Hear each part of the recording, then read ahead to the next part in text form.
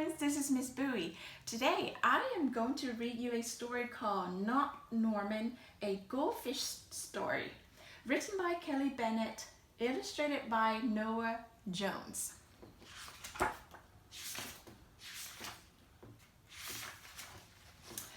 When I got Norman, I didn't want to keep him. I wanted a different kind of pet, not Norman.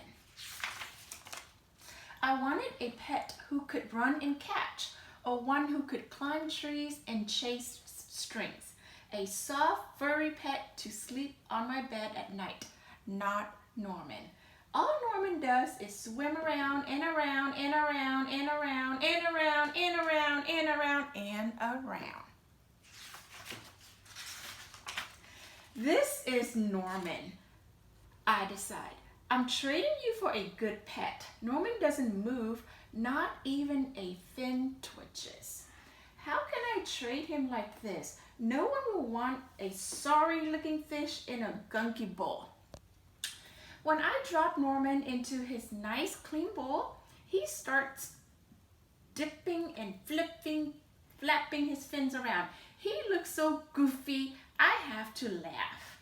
Don't think that just because you make me laugh, I'm going to keep you, I tell him. Tomorrow, you're out of here. Norman blows a stream of bubbles. The next day, I take Norman to school with me. If I talk him up real good during show and tell, maybe someone will want him. On the way there, we see my friend Austin. Austin has a real cool dog and 7 puppies. Want to swap one of your pups for Norman? I ask. Who's Norman? Asks Austin. My goldfish, I say. By the time I rescue Norman, half of his water is gone. I'm sorry, I tell Norman when we get to school. I'm really sorry. He just stares at me all googly-eyed. Finally, it's my turn to show and tell.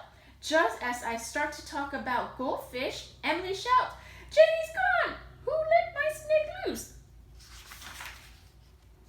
Does anyone hear the story of how I got Norman? Does anyone even ask to hold his bowl? No. They're all jumping and screaming and chasing the snake. Not Norman. He's looking right at me. Thanks for listening, I tell him. That afternoon, we go to my music lesson.